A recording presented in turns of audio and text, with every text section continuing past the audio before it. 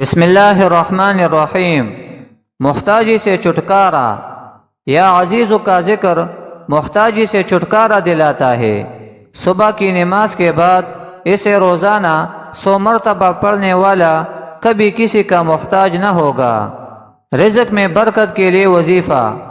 جو شخص تجارت کے مقام پر 313 مرتبہ اسم الہی یا نافع بغیر ناغہ مسلسل پڑھتا رہے تو اس کے رزق میں بے پناہ برکت ہوگی انشاءاللہ۔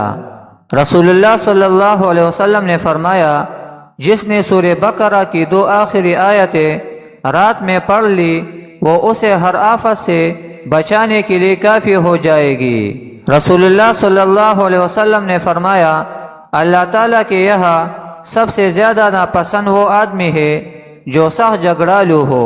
حدیث شریف۔